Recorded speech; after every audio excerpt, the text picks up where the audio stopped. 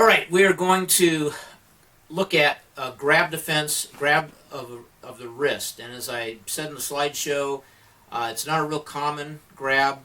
Mostly it's going to be male versus female. You're not going to find too many men grabbing the wrist, but you might find a situation where somebody grabs the wrist in order to just immobilize the person and then come in with a punch.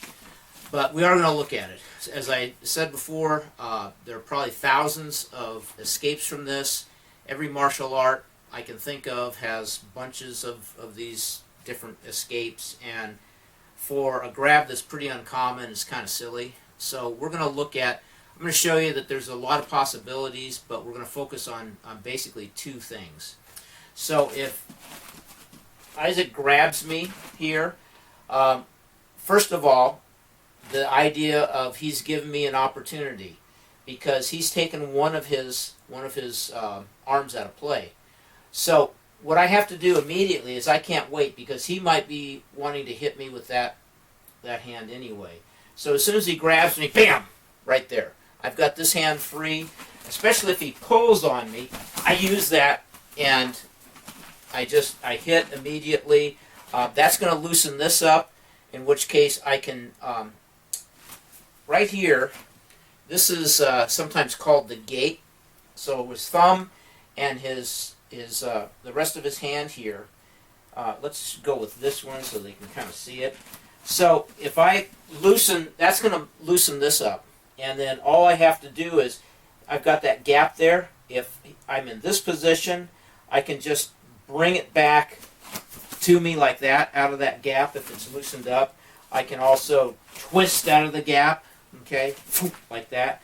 But depending on how he's holding me, like right now, all I would have to do is twist a little bit and then bring it back like that. So I hit first, and then that'll loosen it up, bam, and then bring it back, and then I could follow up with another strike.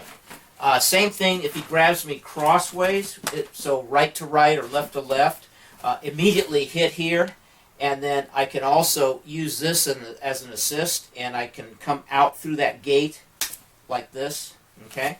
So once again, he grabs here, boom, and then I'm going to just hook this as I bring that down between that little gap there, here, and then follow up with something. So other side, cross grab, so bam, hit that first, or I can kick, and then I'm going to hook, and then just come down like that, and then follow up with something, okay?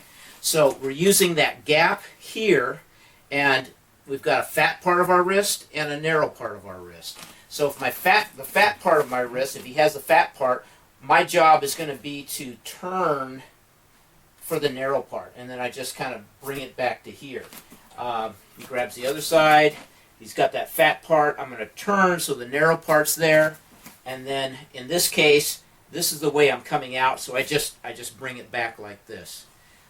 If he's got a cross grab, I have to go out that way, and that's where I use that hooking motion. So hit, and then come back, and I can just hook, and then follow up with something.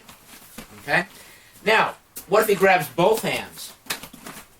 My options, I don't have my hands, but if he's pulling on me, boom, I've got a headbutt. Okay?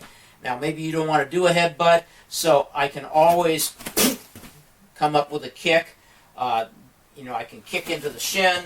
I can kick between the legs. That will usually bring him down, which brings him into a knee strike. So both hands, it's a kick, maybe a knee strike, boom. And by that time, this is going to be fairly loose, and it would be the same thing. I would just turn and come out of that gap like that. So there's one leverage technique that I'll show you, and it's using the principle of non-resistance, using leverage, using body weight, and a circular principle. So he grabs me here with one hand, and he pulls. So what I'm going to do is I'm not going to resist. I'm going to go with that. So he doesn't expect that. He pulls, I go with it, and as I come into him, I bring my elbow up here like this, and boom, and then I slam it down onto his hand. So let's do this one so they can see that. So he pulls, I don't resist, I go with him, and as I do that, I shift my arm up.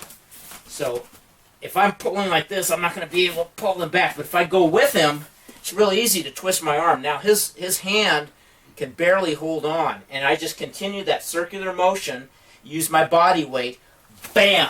I come down like that, come back with a hammer into the face. So one more time. He pulls, I go with it, and I do it fairly hard, bam, like that, and then come back like that. Okay? There are zillions of, oh, one more that we haven't looked at. If he grabs one hand with both hands, and he pulls on it, what I'm going to do is I'm going to resist, and fortunately, let's come this way. He's got a little crash pad back behind him, so I'm going to resist, and then all of a sudden, just like if we're doing a tug-of-war and one side let go, I'm going to come in, bam! Okay? So as I come in, I'm coming in with either an elbow strike or with a palm strike. So he's pulling, and I resist, and all of a sudden I let go, boom. And that upsets his balance as well as it propels me into him. So those are some simple ways of getting out of a wrist grab. And again, it's probably going to be a woman that this is done to.